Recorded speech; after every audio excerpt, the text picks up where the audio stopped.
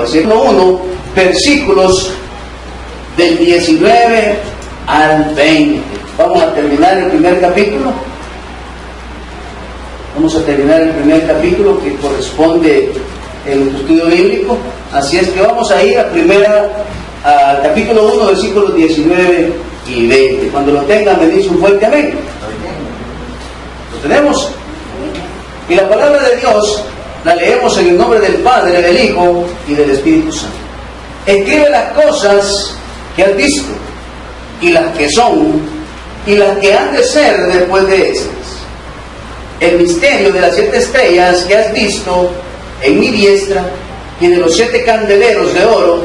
Las 7 estrellas son los ángeles de las 7 iglesias, y los 7 candeleros que has visto son las 7 iglesias. Señor, te damos gracias en esta noche por tu palabra.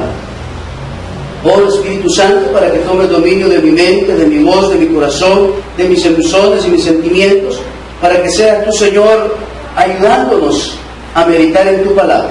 Señor, que en esta noche seas tú hablando nuestras vidas y saber que tenemos que estar preparados para tu pronta venida. En el nombre de Jesús, amén y amén. Puede sentarse. Hemos venido hablando en estos jueves anteriores acerca de cómo Dios o cómo Jesucristo se le reveló al apóstol Juan.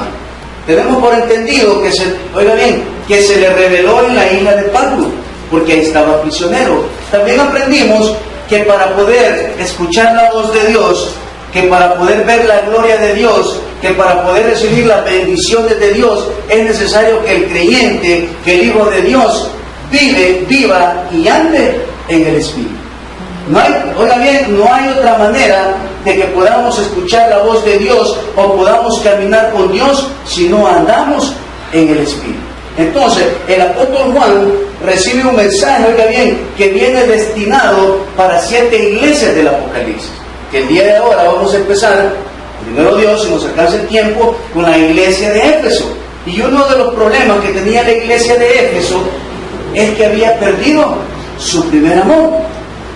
Pero adelantándome un poquito, no es que hayan dejado de ser cristianos. El problema que habían perdido su primer amor, ¿saben por qué? Porque había muerto o había entrado en stand-by la pasión por buscar más de Dios. No es que se habían ido al mundo, porque cuando empieza la lectura les dice que tiene estos dones, que tiene estas cualidades, pero que ha perdido su primer amor. Pero le dice, pero te felicito porque estás en contra de los nicolaitas. Entonces, el mensaje que Dios le reveló al apóstol Juan es un mensaje para 7 iglesias de la Asia Menor, las cuales, fueron instituidas o fueron discipuladas, o por decirlo así, supervisadas por Juan. Entonces, en esta noche vamos a ver el versículo 19, y aquí vamos a encontrar cómo se divide, los 3 tiempos que el apóstol Juan va a llevar la escritura del Apocalipsis. Y el primero es las cosas que ha visto, y dice que esto hace referencia a lo que Dios le reveló en la primera visión, que es cuando vimos donde Él le dice que Él es el alfa y el omega, el principio y el fin, donde le dice que Él es Jesucristo, y donde Juan ve al Cristo no crucificado, no con los orificios en las manos, sino que ve al Cristo glorificado a la diestra del Padre. Y tocando un poquito este tema, ayer en Doctrinas decíamos que hay ciertas sectas que ponen en jerarquía a la Trinidad, Padre, Hijo y Espíritu Santo. Pero no es así, porque la misma palabra declara y dice que Jesús está a la diestra del Padre. Entonces están en un sentido horizontal y no vertical. Hoy regresamos entonces en la primera parte del Apocalipsis, que comprende el capítulo 1, dice las cosas que has visto. es lo que vio Juan en ese momento. Es lo que cuando él volvió a ver, porque escuchó que alguien le habló y volvió su mirada atrás, vio al Cristo resucitado. Y usted le da lectura al capítulo 1 y ahí encontrará todo lo que nosotros hemos visto en estos últimos jueves. Número 2. También dice que la segunda parte del Apocalipsis está escrito en los capítulos 2 al 3. Y estas son las cosas que son. ¿Y cuáles son las cosas que son? Son las que Dios le reveló a Juan que él escribiera, que iban dirigidas a las 7 iglesias del Apocalipsis. ¿Es un mensaje solo para las 7 iglesias del Apocalipsis? No, oiga bien, es un mensaje universal, es un mensaje que ha venido pegando de generación en generación. Y muchas veces lo hemos repetido. La iglesia que Dios anhela y espera venir por ella es la iglesia de Filadelfia. Porque es una de las iglesias, oiga bien, que caminaba y andaba. Es más, dentro de las cartas a las 7 iglesias, la iglesia de Filadelfia es de la única donde no encontró errores el Señor. Entonces, eso quiere decir que los integrantes de ese momento de la iglesia de Filadelfia, ellos andaban con sus vestiduras limpias y resplandecientes. Ahora la pregunta del millón, y como siempre la hago, ¿cómo están nuestras vestiduras en esta noche? Pastor, que la señora bien planchadito, no estamos hablando de esta vestidura. Estamos hablando de esas vestiduras resplandecientes que salen ¿de dónde? Del corazón. Entonces, ¿cómo están esas vestiduras? ¿Están preparadas para recibir al Rey? ¿O será que me siento avergonzado porque las he ensuciado el día de hoy? No estamos hablando de perfección, porque nadie es perfecto. Pero una cosa es luchar y otra cosa es vivir a mi antojo. Entonces, ¿cómo estamos delante del Señor? ¿Será que mi maleta está lista, está preparada? Por si hoy suena la trompeta, nos vamos con el Señor. El apóstol Juan nos exhorta y nos manda a que estemos preparados. Y la número 3, a la que se refiere, esto se desarrolla en los capítulos del 4 al capítulo 22. Y estos son los llamados los eventos del porvenir, o los momentos o estados en los cuales la ira de Dios se va a derramar sobre el ser humano. Así es que usted y yo tenemos la oportunidad en esta noche de poder hacer una reflexión de la vida que estamos llevando y ver y decir: estoy seguro que si en esta noche suena la trompeta, me voy con el Señor. ¿Por qué, hermano? Porque a partir que la iglesia es quitada de la tierra y se va a la boda del Cordero, se va al bimá de Cristo, nos vamos a gozar y a la grande boda del Cordero. Oiga bien, aquí en la tierra empieza 7 años de sufrimiento que son divididos en 2 partes, la tribulación, que son los primeros 3 años y medio, y los otros 3 años y medio, que es la gran tribulación. Entonces, la parte 4 dice las cosas que han de ser después de esta. Después de estas, ¿cuáles, hermano? Después que la iglesia sea arrebatada por su Señor. Y oiga bien, como vimos unos días atrás, cuando en el arrebatamiento solo los creyentes vamos a ver al Señor. Oiga bien, solo los creyentes vamos a ver al Señor. Solo aquellos que hayan recibido a Jesús, cuando suenan los trompetas, lo veremos en el aire. Y Él nos va a recibir en el aire. En su segunda venida, la palabra dice que todo ojo nos verá. Oiga bien, que todo ojo nos verá, porque viene Jesús ¿con quién? Con su iglesia a reinar 1000 años, que es el famoso milenio. Entonces, Dios le revela a Juan en 3 tiempos: las cosas que ha visto, las cosas que son y las cosas que han de venir después.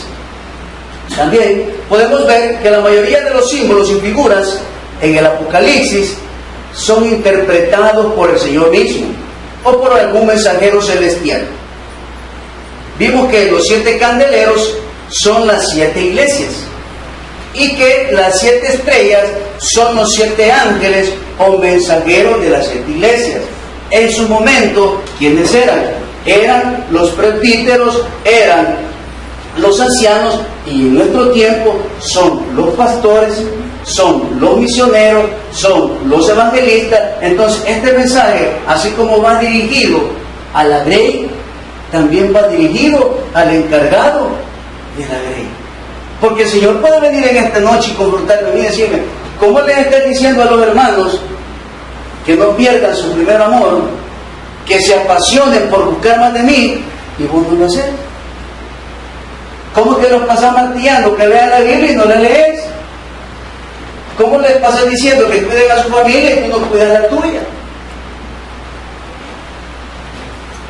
Entonces, oiga bien, el mensaje de las 7 iglesias tanto va para usted como para mí.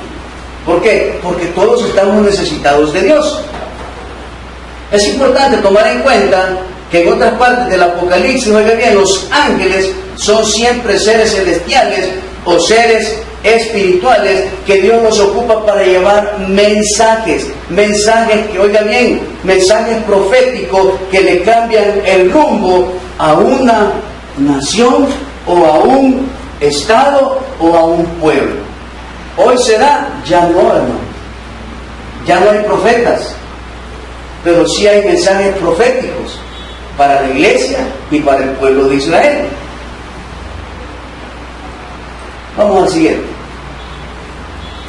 El resumen del capítulo 1. Juan escribe la profecía que viene de Dios por medio de Cristo y su ángel mensajero, para animar a las iglesias del primer siglo y también a nosotros en esta época. Presenta a Cristo como Rey soberano, oiga bien, que ha de venir un día para reinar con justicia. Entonces hay preguntas que usted y yo las deberemos o las tenemos que saber. Y una de esas preguntas, vamos a ver quién me la contesta. ¿Quién es el personaje central o principal del capítulo 1? No, es Jesucristo. Porque en el capítulo 1 se describe a quién, a Jesucristo. Y para muestra un botón, vamos a ver si me dan los ojos. Aquí está. Juan, a las 7 iglesias que están en Asia, dice: gracia y paz a vosotros del que es, y que era, y que ha de venir, y de los 7 espíritus que están delante de su trono, y de Jesucristo, el testigo fiel, el primogénito de los muertos, y el soberano de los reyes de la tierra, al que nos amó y nos lavó de nuestros pecados con su sangre. Entonces, el personaje principal del capítulo 1 es nuestro Señor Jesucristo. Acuérdese que todo anda o todo se mueve alrededor de nuestro Señor Jesucristo en el libro del Apocalipsis. Número 2, ¿qué debemos hacer con las palabras de esta profecía, de este libro? Tenemos que leerla, oírla y guardarla. Leerla, oírla y guardarla. ¿Dónde encontramos eso? En Apocalipsis 1.3. Porque miren lo que dice en Apocalipsis 1.3. Bienaventurado el que lee y los que oyen las palabras de esta profecía y guardan las cosas en ellas escritas, porque el tiempo está cerca. ¿Cuál tiempo está cerca? El rapto de la iglesia. Entonces, ¿qué tenemos que hacer? Leerla, oírla y guardarla. Entonces, cuando yo la leo, solo con mis ojitos, si la quiero escuchar, léala en voz alta y atesórala en el corazón. ¿Para qué? Para que la palabra pueda estar siempre en su vida y en su familia. También aprendimos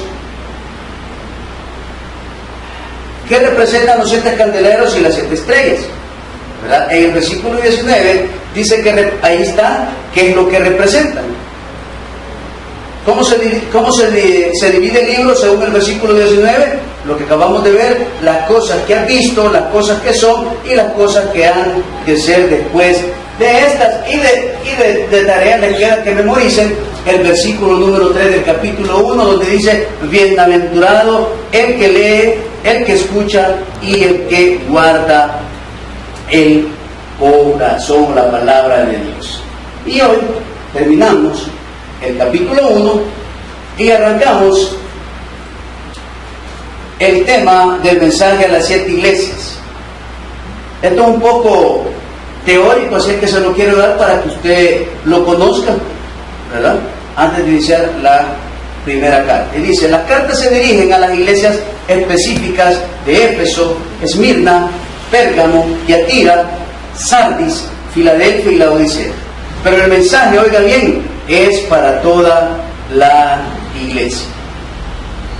Las cartas tienen que ver con las circunstancias de estas iglesias en los días de Juan, pero no podemos limitarlas a esas iglesias, ya que la conclusión de cada carta contiene estas palabras. Oiga bien: el que tiene oído, oiga lo que el Espíritu dice a las iglesias. Entonces, es un mensaje que va dirigido, oiga bien, no para el mundo, no para los paganos, sino que va dirigido para usted y para mí. Que durante mucho tiempo, oiga bien, Dios ha levantado predicadores, ha levantado misioneros, ha levantado maestros, para que, oiga bien, para que este mensaje se siga llevando a la vida de las personas y que las personas puedan estar preparadas para cuando Cristo venga. Muchos no creen en la venida del Señor, porque ya pasó mucho tiempo. Pero dice la palabra que Dios vendrá cuando nadie lo espere, como ladrón en la noche, en un abrir y cerrar de ojos. ¿Cuándo es el tiempo en que Dios vendrá por su iglesia? Cuando la iglesia esté preparada. ¿Está preparada la iglesia? No está preparada, hermanos. Aún dentro de las iglesias pequeñitas hay divisiones, hay disensiones, hay enojos, hay odio, hay rencor. Es una iglesia pequeña, ahora imagínense una grande. Entonces, Dios va a venir con su iglesia, ¿cuándo? Cuando esté unida. Y lo que menos hay en una iglesia cristiana es unión. No porque vos haces esto, no porque yo hago aquello. Entonces, no hay una unidad dentro de las iglesias. Siempre andamos viendo quién es mejor, quiénes llegan más al culto, quiénes tienen el mejor grupo de alabanza, quiénes tienen al mejor predicador. Todo es una competencia de la iglesia. Pero oiga bien, le voy a decir, eso no le importa a Dios. Porque nosotros aquí podíamos tener un gran conjunto de alabanza, pero bichos que no guardan su integridad para Dios. Un gran predicador con 2 mujeres, y no que tenga mi esposa y mi hija, no, tengo otra allá afuera. Líderes, marihuanos, borrachos. Entonces, es un mensaje, oiga bien, que Dios va a confrontar a cada uno de nosotros. Y por eso Dios le escribió y le dijo a Juan: hay un mensaje para la iglesia del Asia Menor. En general, hay una triple aplicación de las 7 cartas. Y dice: aplicación directa a las 7 iglesias del Asia Menor. También hay una aplicación universal a todas las congregaciones existentes a través de los siglos. Y también está la aplicación personal al corazón de cada lector, hecha por el Espíritu Santo en su ministerio presente en la iglesia local. También, dentro de cada iglesia del Apocalipsis, tienen sus mensajes. Y uno de ellos es que una dedicatoria o designación del destinatario. Número 2, una descripción de Cristo según los versículos 12 y 16 del capítulo 1. Un reconocimiento o aprobación de la condición de la iglesia. Una representación o denuncia, si es el caso. Una exhortación apropiada según la situación. Una advertencia de disciplina y también una promesa para los que son vencedores. Porque aquellos que son declarados vencedores, en una de las cartas a la iglesia les ofrece la corona de la vida. Les ofrece que estarán escritos en un librito, en una piedrita. Entonces, nosotros como iglesia tenemos que estar preparadas para este momento. también hay diferencias en los mensajes que Dios le reveló al apóstol Juan. Y dice, Esmirna y Filadelfia son las únicas que no reciben ninguna reprensión o reproche. Eran iglesias que estaban trabajando como Dios manda. Número 2. La Odisea es la única que no recibe aprobación o reconocimiento. O sea que era una iglesia, oiga bien, que desde el pastor hasta el niño más chiquito de escuela bíblica eran unos grandes corruptos. No se sujetaban a la palabra de Dios, sino que se hacía como a ellos bien les parecía. La promesa y la llamada a los oidores se invierten en las últimas 4 cartas. La iglesia de Éfeso y la Odisea se hallan en graves peligros. Esmirna y Filadelfia se encuentran en excelente situación. Pérgamo, Tiatira y Sardis están en un estado mediocre. Entonces, a través de estas cartas que Dios, a través de Jesucristo, le reveló al apóstol Juan, oiga bien, vamos a aprender a cómo manejar nuestra vida como creyentes. ¿Por qué les digo esto? Y si quiere, léalas en su casa. Cuando estamos leyendo las cartas a esta iglesia, Dios nos va a confrontar.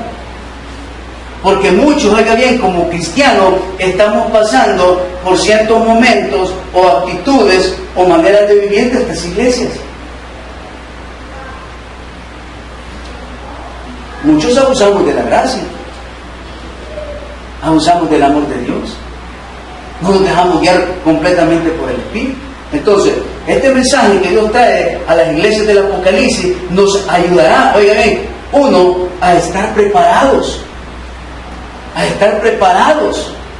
a hacerle frente a la vida, a resistir al diablo, a no contaminarme con el mundo. Estos mensajes me ayudarán a forjar una mejor familia, a tener mejores hijos, a tener un mejor matrimonio, a no desear a la mujer del prójimo, sino a que mis vestiduras, mi uniforme esté limpio y resplandeciente para recibir al esposo de la iglesia, que es Cristo Jesús. Claro, ahorita muchos que dicen, no, eso es mentira. Claro, pero al final, allá en el libro de Hebreos dice que al hombre le es estipulado morir de una vez y para siempre, y luego ir a un juicio. Pero muchos no creen eso. Muchos no dicen fanáticos, disfrutar la vida mejor. Pero no es así. Hay que anhelar, oiga bien, esa pronta venida de nuestro Señor Jesucristo. Vamos al capítulo número 2, versículos del 1 al 6. Del 1 al 7, perdón.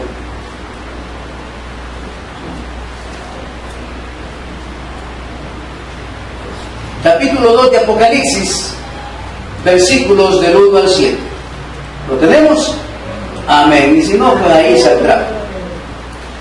Y dice la palabra: escribe al ángel de la iglesia en Éfeso, el que tiene las 7 estrellas en su diestra, el que anda en medio de los 7 candeleros de oro, dice esto: yo conozco tus obras y tu arduo trabajo y paciencia, y que no puedes soportar a los malos, y has probado a los que se dicen ser apóstoles y no lo son, y los has hallado, ¿qué dice? Mentirosos. Y has sufrido y has tenido paciencia, y has trabajado arduamente por amor de mi nombre, y no has desmayado. Y aquí viene la reprensión: pero tengo contra ti que has dejado, ¿qué dice? Tu primer amor. Recuerda, por tanto, de dónde has caído, y arrepiente. Y ya en las primeras obras, pues si no, vendré pronto a ti y quitaré tu candelero de su lugar, si no te hubieres arrepentido. Pero tienes esto, que aborreces las obras de los nicolaitas, las cuales yo también aborrezco. El que tiene oído, oiga lo que el Espíritu dice a las iglesias. Al que venciere, le daré a comer del árbol de la vida, el cual está en medio del paraíso de Dios. Entonces, solo para recordar, ¿a dónde estaba Juan? En la isla de Patmos. Dios le reveló un mensaje para las 7 iglesias del Asia Menor.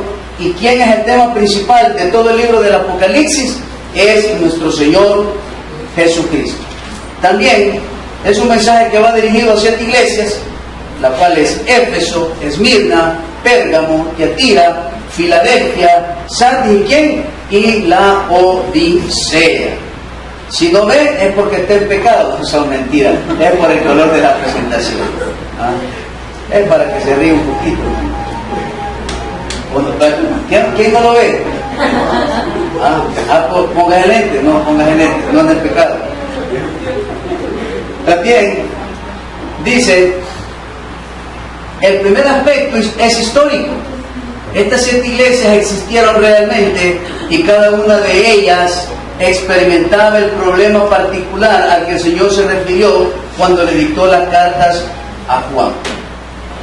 Puesto que todas las iglesias leerían todas las cartas escritas, estas también les servirían de advertencia, como hoy las tenemos nosotros.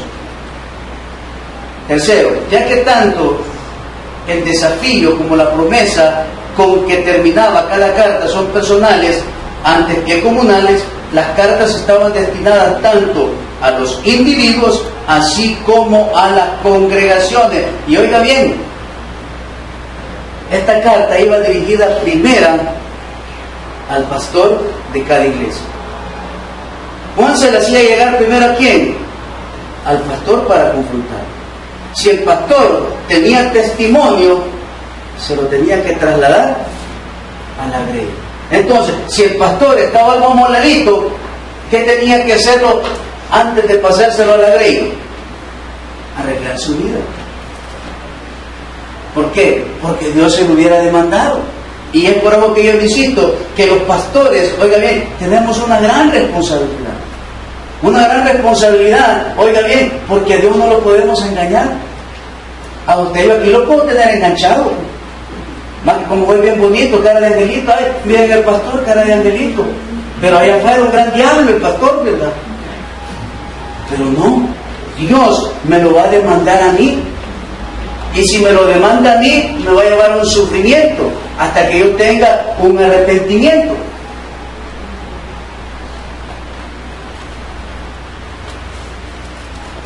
Al leerlas en el orden que fueron escritas, resumen la historia de la iglesia y por lo tanto estas cartas, oiga bien, son proféticas. Son proféticas porque siempre traen un mensaje revelador para la iglesia de nuestro Señor Jesucristo. Entonces, dentro de la iglesia de Éfeso tenemos un trasfondo histórico. Y en el trasfondo histórico vamos a aprender que Éfeso era la ciudad más importante de la provincia de Roma. También dice que casi tan importante como Antioquía, y también la llamaban como la feria de las vanidades del mundo antiguo. Y Éfeso significa un deseo ardiente.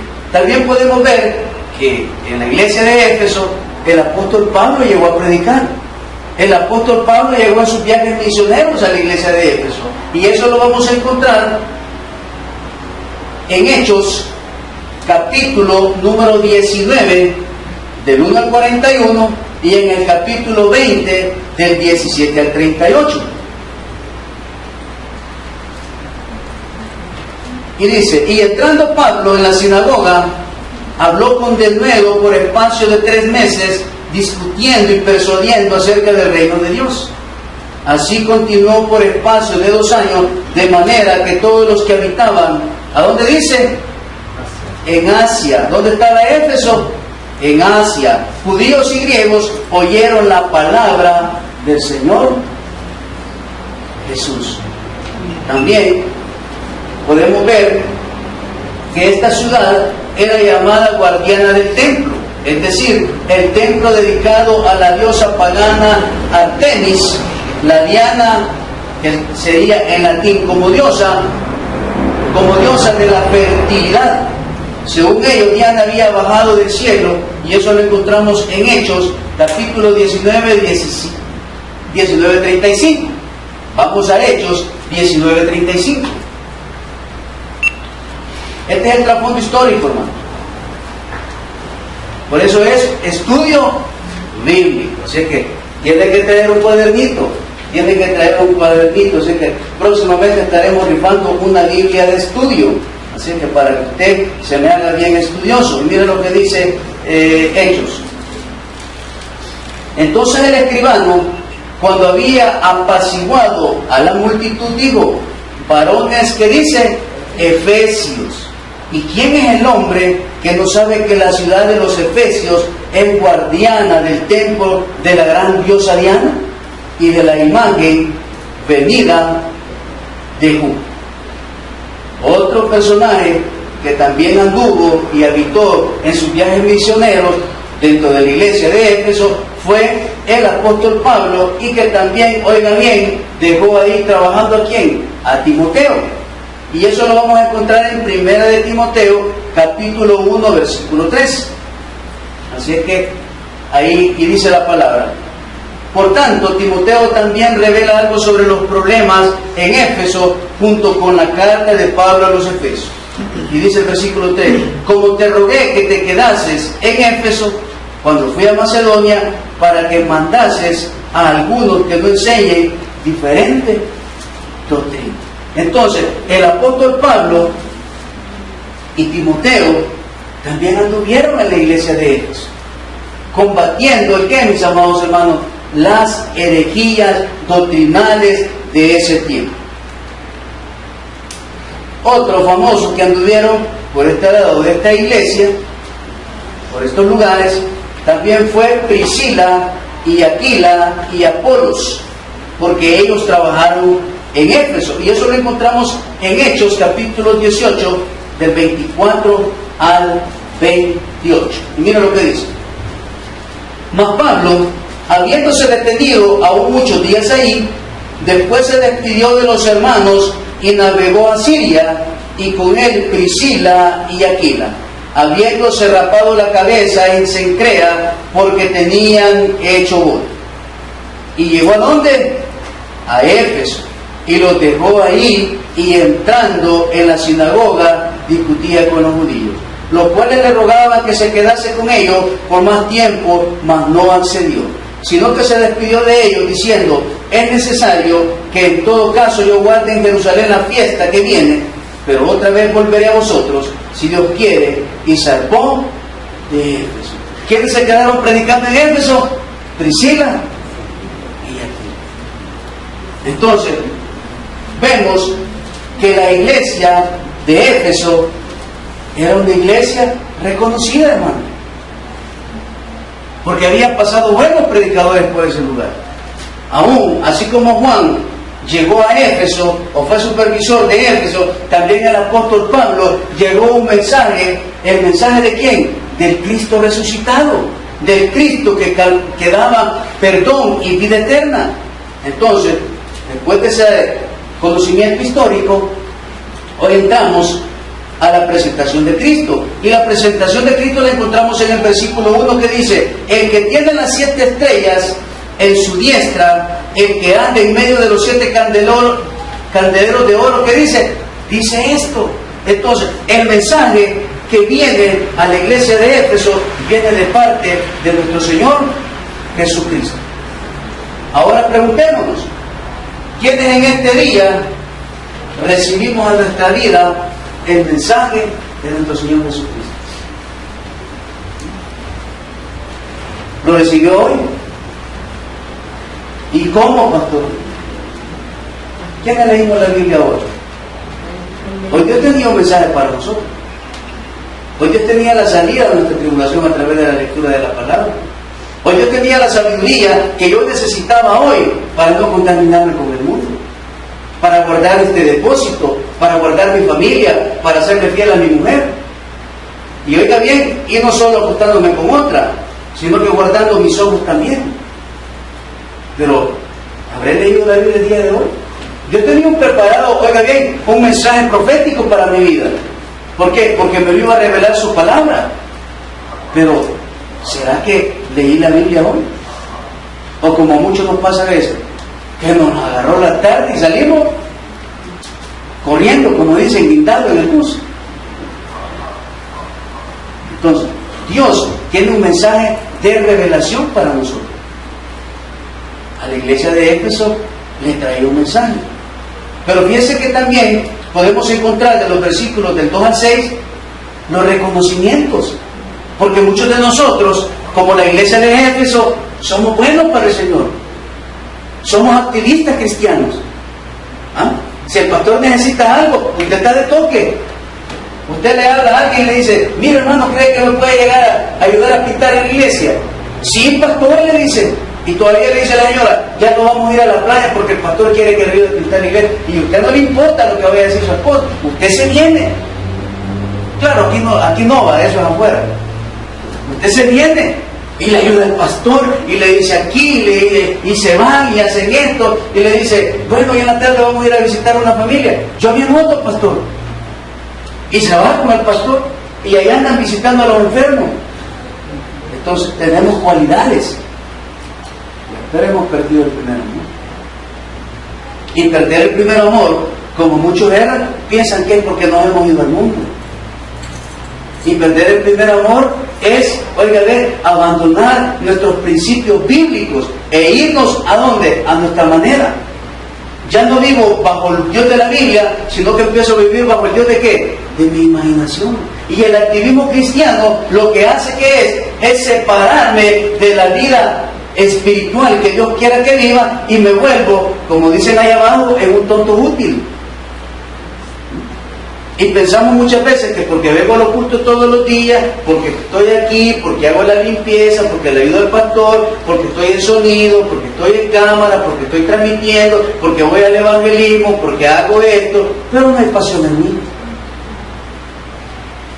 Porque lo hago por quién, hermano? Por el pastor. No lo hago por Dios. No lo hago porque estoy agradecido. Hey, porque Dios me sacó de una. Tengo que estar agradecido con el Señor. Pero aquí tiene el reconocimiento. Y mire lo que dice. Yo conozco tus obras y tu arduo trabajo. Amén. Y es lo primero, cuando estamos amolados, es lo primero que le sacamos al Señor en nuestra oración. Si yo te sirvo, Señor. Si yo te gano almas. Si yo me porto bien. Si yo proveo para mi casa. Señor, si yo hago esto. Si yo hago aquello. Y que no puedes soportar a los malos y has probado a los que dicen ser apóstoles y no lo son. Aquellos que vienen a las iglesias, él le dice, no, ¿de quién dice que tomar es malo? Aquellos que vienen con mentiras engañosas, aquellos que traen fábulas a la iglesia, aquellos que quieren contaminar al cuerpo de Cristo, aquel que le dice, ¿y no te dice la Biblia que es malo bailar? Y vos sos cristiano, sí. ¿Y vos bailar? Sí, pero eso no le agrada a Dios. ¿Quién dice si David danzaba? Sacar un versículo de la Biblia que diga que es pecado fumar un cigarro o un pito de marihuana, buscámelo ahí. Buscalo, quiero ver, pues. ¿Y qué le decimos nosotros? Sí, va a tener razón, va. Ah, pues voy con vos mañana. Pero la iglesia había, oiga bien, alcanzado a discernir quiénes eran las personas que estaban llegando a influenciar a los cristianos primitivos, y esos, oiga bien, que llegaban a influenciar eran los judaizantes. Porque los judaizantes, ellos creían y decían que todo cristiano que se convertía a Cristo todavía se tenía que hacer la circuncisión. Pero aquel que recibe a Cristo no lo necesita ser circuncidado. Y dice, y los has hallado mentirosos, y han sufrido, y has tenido paciencia, y has trabajado arduamente por amor de mi nombre, y no has desmayado. Pero tienes esto, que aborreces las obras, que dice, de los nicolaitas, las cuales yo también aborrezco. ¿Quiénes eran los nicolaitas?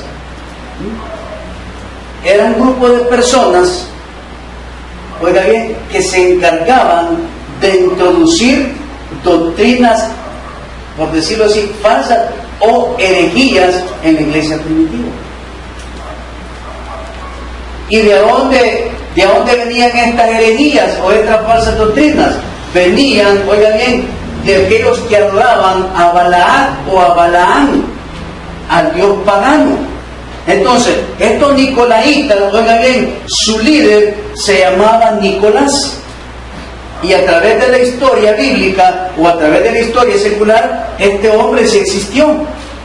Y este hombre se encargó de levantar un grupo de personas para que fueran a influenciar negativamente ¿a quién? A las iglesias de ese tiempo, a contaminarlas, a decirles que no podían perder la tradición, a decirles que todavía necesitaban vivir con la circuncisión.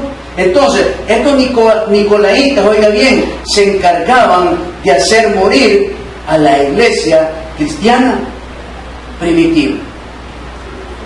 Pastor, ¿y cómo puede asegurar eso? Vamos a Segunda de Pedro. Segunda de Pedro, capítulo 2. Segunda de Pedro, capítulo 2. Es decir, lo vamos a buscar.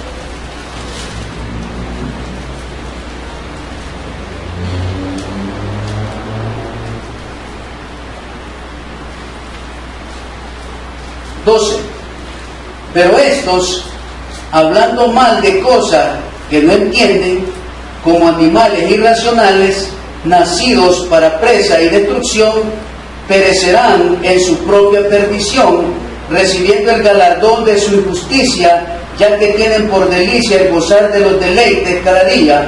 Estos son inmundicias y manchas, quienes aún mientras comen con vosotros, se recrean, ¿en qué?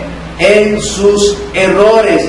Tienen los ojos llenos de adulterio, no se sacian de pecar, seducen a las almas inconstantes, tienen el corazón habituado a la codicia y son hijos de maldición. Esos eran los nicolaitas. Entonces, dentro de la iglesia hay nicolaitas. Sí hay nicolaitas, hermano. Todavía existen en nuestro tiempo. Y son todas esas personas que vienen a decir que nosotros nos llevamos de santulones y que solo somos buenos para ver los defectos de las personas, y empiezan a sacar versículos de su contexto para poder tener un pretexto y poder vivir. Como uno de esos versículos es que donde hubo pecado sobreabundó la gracia. Entonces me vuelvo un abusador ¿de qué? De la gracia. Ah, si David era un gran pecador, ¿cuántas mujeres tuvo David? Y era amigo del Señor. Entonces, si David tuvo 500 mujeres, yo solo 2 tengo, pastor. Solo 2. Y David fueron 500. Y era amigo de Dios. Entonces, yo que solo tengo 2, voy a ser más amigo de Dios que David. Y empezamos a sacar de su contexto los versículos. Y oiga bien, y aquel que está tiernito oye hablar a 2 cristianos viejos. ¿Y qué hacemos? Enfermar la mente y el corazón espiritual de las personas.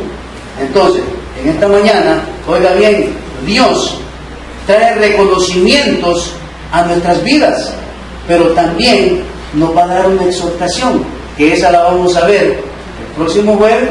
¿Por qué? Porque solo en Cristo somos más que vencedores. Denle un buen aplauso al Señor en esta noche. Padre.